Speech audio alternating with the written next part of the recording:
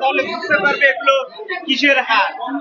তবে অনেক ছোট ছোট হার পড়ে আছে সিঁড়ির নিচে, একেবারে বেসমেন্টের একবারে নিচে এই হারগুলো পাওয়া গেছে। আপনারা সবাই দেখেন, আসলে বাংলাদেশে কি বলবো আর, এই হারগুলো উঠা নিয়ে আসছে। এখন এগুলো ফরেনসিক বিভাগে যদি দেওয়া যায় তাহলে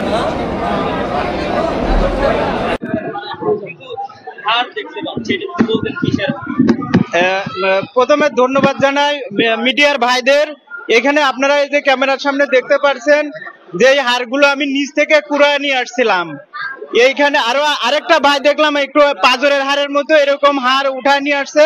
তো আমি আবার লাইট মেরে দেখলাম যে আরো কিছু পাওয়া যায় কিনা, তখন আমার হাতে এগুলো আমি হারগুলো দেখে নিয়ে আসলাম। এগুলো যদি ফরেনসিক বিভাগে দেওয়া যায় তাহলে আমরা কনফার্ম হইতে পারবো যে এই হারগুলো কিসের হার।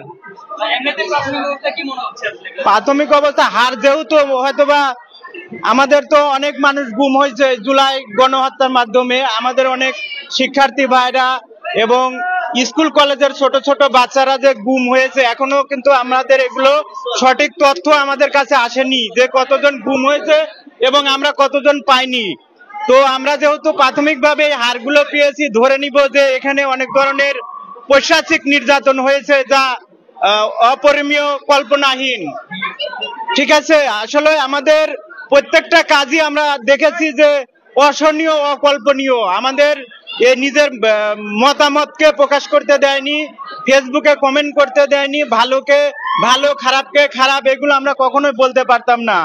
তো যাই হোক, আপনাদের সবাইকে ধন্যবাদ। আমি এই হারগুলো একেবারে বেসমেন্টের নিচে ওখান থেকে কুড়ায় নিয়ে আসছে।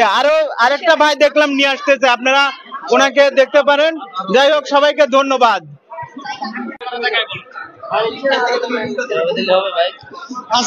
আসসালামু আলাইকুম। আমি সকল সাংবাদিক ভাইদের উদ্দেশ্যে বলতে চাই যে বাংলাদেশ সৌর শাসক শেখ হাসিনা 17 বছর এখানে রাজত্ব করার পর তার 17 বছর অপকর্মের এতদিন গুম খুন করেছে, সেগুলোর কোনো প্রমাণ মেলেনি। কিন্তু আজকে 32 নম্বর ভাঙ্গার পরে, 32 নম্বর বাড়ি ভাঙ্গার পরে এখানে অনেক লোকেরাই আরো 2 দিন আগে বলছে এটা আয়নাঘর পাওয়া গেছে, অনেক কিছু পাইছে। তো তারই সূত্র অনুসারে আমি এই আয়নাঘর দেখতে আসছিলাম। আমি একজন সাধারণ মানুষ, আমি আয়নাঘর দেখতে আসছিলাম। আয়নাঘর দেখতে আসে আমি নিজেও দেখতেছি আমার ভিডিও, আমি নিজেও দেখতে আসছি।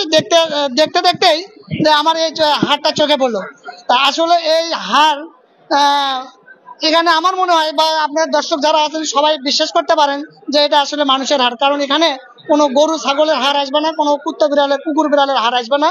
এখানে স্বৈরশাসক যেভাবে শাসন চালাচ্ছে, যেভাবে গুম খুম করছে, তার প্রমাণ হিসেবে এটা পাওয়া যায়। এরপরেও আমি প্রশাসনের কাছে জোরদার দাবি করি, আপনারা আমার এই হার সংগ্রহ করে আপনারা এটা ফরেনসিকের মাধ্যমে আপনারা এটা করতে পারেন, প্রমাণ করতে পারেন। এটা হলো আন্ডারগ্রাউন্ডে 32 নম্বর বাড়ির আন্ডারগ্রাউন্ডে আমি দেখতে পাচ্ছি। সেখানে পাইছি যেখানে ফায়ার সার্ভিস পানি সেচ দিচ্ছে। পানি শুকনোর পরে সেখানে এটা পাইছি। এবং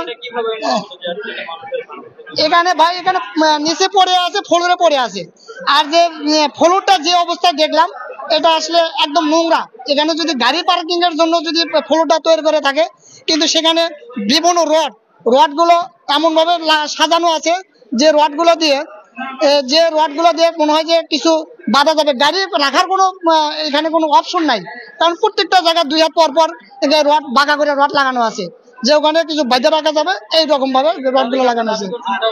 এটা আমি দাবি করতে পারি যে, বা আপনারাও সবাই দেখতে পারেন, এটা আসলে মানুষের হার হতে পারে, সম্ভব হতে পারে। কারণ এখানে তো মানে গরু ছাগলের হার আসতে পারে না, এখানে মানুষের হার মানে 99%।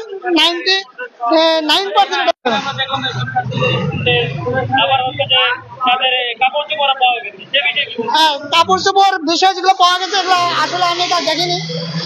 যেহেতু কাপড় চোপড় পাওয়া গেছে, এর সাথে আপনার হার পাওয়া গেছে, এর থেকে আর কোনো সন্দেহ করতে দেয় যে এখানে অপকর্ম করছে। এটা